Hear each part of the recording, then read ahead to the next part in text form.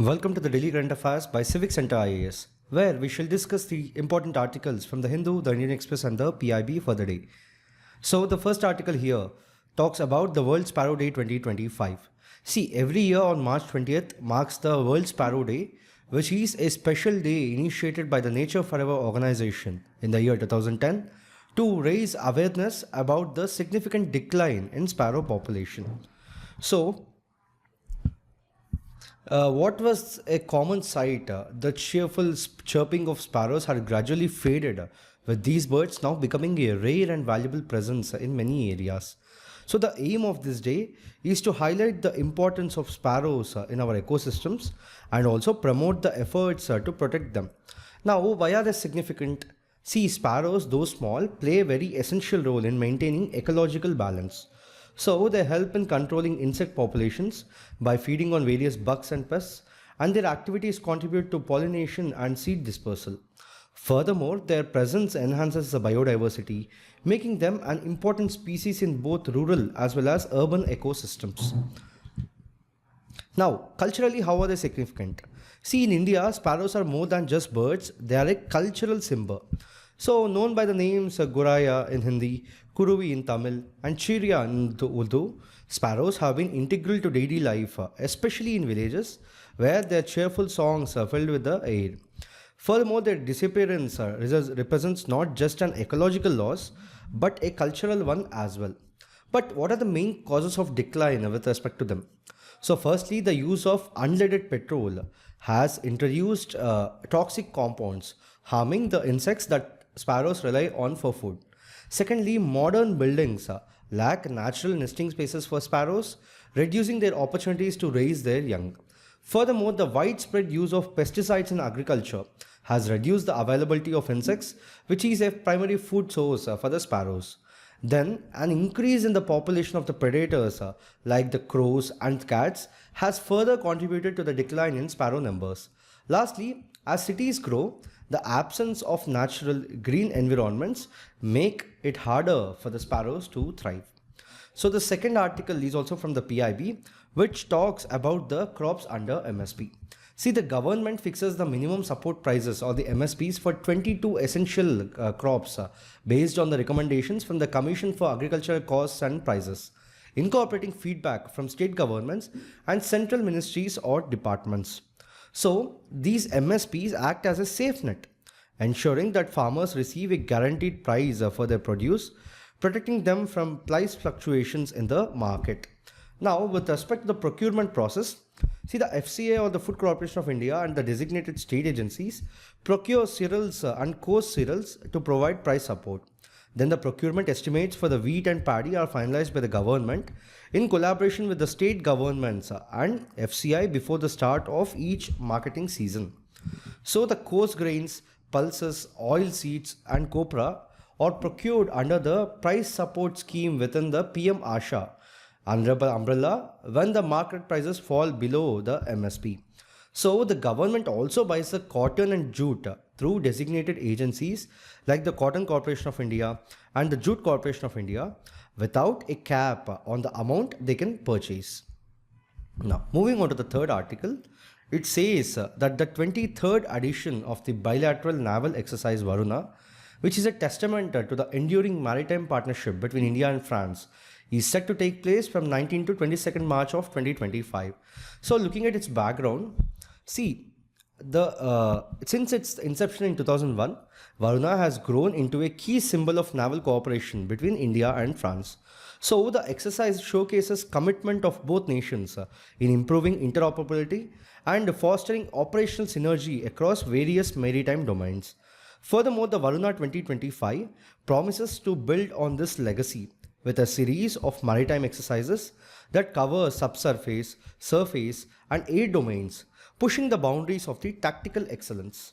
Now, looking at its key features, see, firstly, the INS Vikrant and Charles de Gaulle will feature prominently along with the fighter aircraft, destroyers, frigates and the Indian Sporking class submarine. Then, air-to-air combat drills will be conducted between the French Rafale M and the Indian MiG-29K fighters, focusing on refining tactical coordination and combat readiness. Then, A key component of this exercise, anti-submarine warfare operations, will enhance the domain awareness. Then the surface warfare operations, where the surface warfare exercises will see synchronized maneuvers and combat operations conducted by Indian and French fleets, testing their ability to work together in dynamic maritime conditions. Lastly, the maritime patrol aircraft will be deployed to enhance situational awareness during the exercise, while replenishment at the sea drills will focus on improving logistical cooperation between two navies. Now, moving on to the fourth article, it says that a bench of the Supreme Court senior most judges, headed by Justice B.R. Gavai on Tuesday, decided to examine in detail if the judges of the constitutional courts come within the jurisdiction of a country's top ombudsman Lokpal, like the public functionaries including the Prime Minister, Union Ministers, members of the Parliament and central government officials. In this context, we'll talk about the Lokpal. See, Lokpal is a central level anti-corruption body. Furthermore, the Lokpal and Lokayukta Act of 2013 provided for the establishment of Lokpal for the Union and the Lokayukta for the states. Know that these are statutory bodies without any constitutional status. Now, looking at its composition, see, firstly, it has a chairperson and a maximum of 8 members. And in this members, 50% would be judicial members, and 50% of the members are from SC, ST, OBC, minorities, and women. Know that the term of office for the Lokpal chairman and the members is 5 years, or until they reach the age of 70 years. Now, the members are appointed by the president on recommendation of a selection committee. Know that this selection committee consists of Prime Minister, Speaker of Lok Sabha, Leader of Opposition in Lok Sabha, Chief Justice of India, and eminent jurist nominated by the president based on the recommendation of the first 4 members. Now, what about the scope and jurisdiction of Lokpal? See, the Prime Minister is included under the Lokpal's purview, and it covers all the categories of public servants. Furthermore, the entities receiving foreign donations exceeding 10 lakhs annually under the FCRA are included. Now, what about the powers and functioning? Firstly, it takes care of the supervision over the investigating agencies, including the CBI for the cases referred by Lokpal. Then it has the power to recommend attachment and confiscation of property acquired through corrupt means, even during the prosecution. Furthermore, the transfer of CBI officers investigating the Lokpal referred cases requires Lokpal's approval. Then, the high-powered committee chaired by the Prime Minister to recommend the selection of CBI director. Lastly, it talks here about the appointment of the Director of Prosecution under the CBI based on the recommendations of the Central Vigilance Commission. Now, moving on to the next article, it says that a new global survey by the Future of Free Speech, which is an independent US-based think tank, has ranked India 24th out of 33 countries surveyed on the question of support for free speech. In this context, we'll talk about the global survey on the free speech. See, a recent study or the recent survey by the Future of Free Speech, which is a US-based think tank, has ranked India 24th among the 33 countries on the issue of support for the free speech. So, if you look at the key findings with respect to it, India ranked 24th with a score of 62.6 out of 100, placing it between South Africa and Lebanon. So, the survey revealed a decline in the commitment to protecting controversial speech despite strong support for abstract free speech. So, with respect to the global, like Scandinavia dominated the top spots with Norway 87.9 and Denmark 87 ranking the highest. Furthermore, the Indonesia, Malaysia and Pakistan showed notable improvements in free speech support, though they remained at lower end of the spectrum.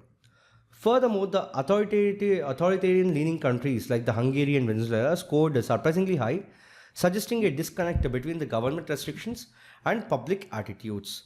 So, looking at the India-specific findings, firstly, while the majority of Indians expressed that free speech without government censorship is important, support for criticism of government policies was found to be below the global average.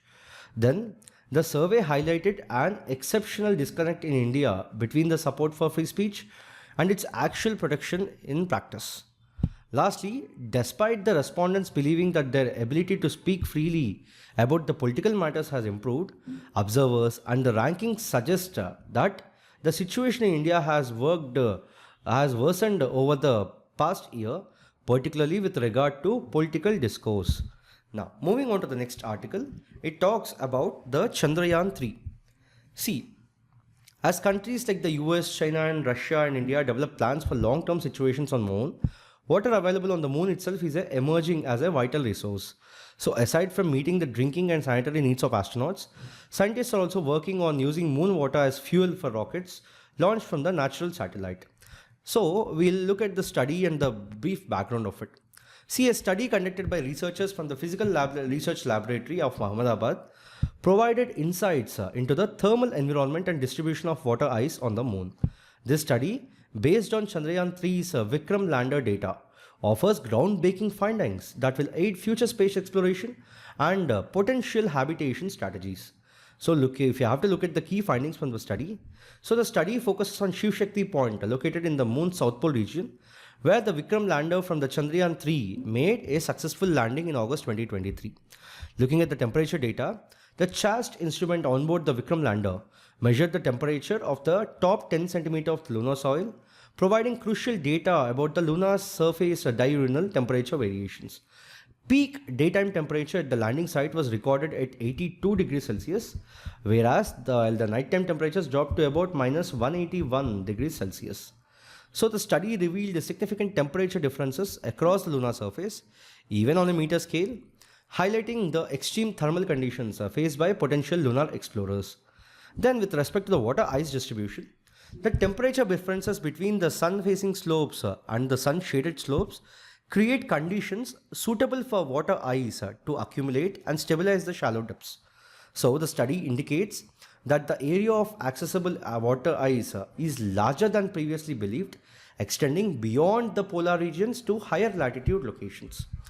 Now, why are all these relevant with respect to future?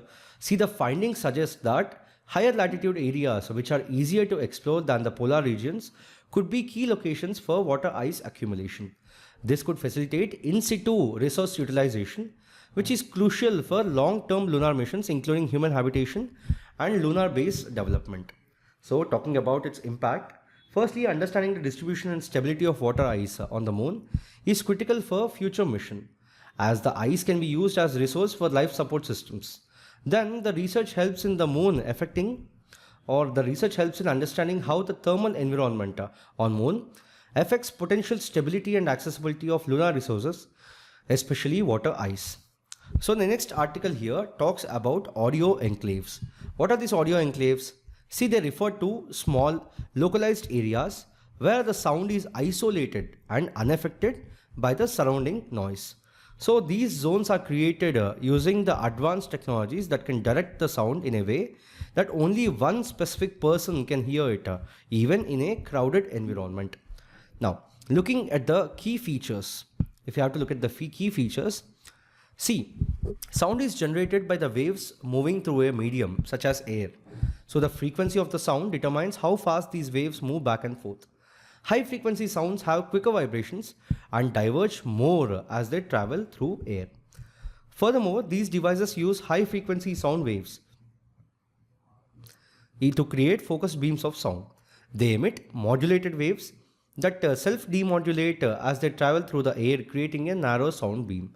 So this beam of sound can only be heard by those within its direct path, effectively isolating the sound.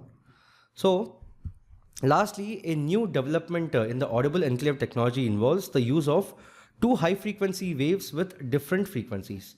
So while these waves are inaudible individually, when they intersect, they produce a sound at that specific point, which can be heard only by people nearby. So this allows for more precise control over the sound's reach. So these technologies have wide potential applications, from personal audio experiences in crowded spaces to creating sound environments that are tailored to individuals without disturbing others nearby. So the last article here talks about the NBFCs. See, a NBFC is a company registered under the Companies Act of 1956, engaged in business of loans and advances, the acquisition of the shares, stocks, bonds, debentures, securities issued by the government or the local authority or other marketable securities of a like nature, leasing, hire purchase, insurance business, chit business. It does not include any institution whose principal business is that of agriculture activity, industrial activity, the purchase or sale of any goods, or providing any services and construction of immovable property.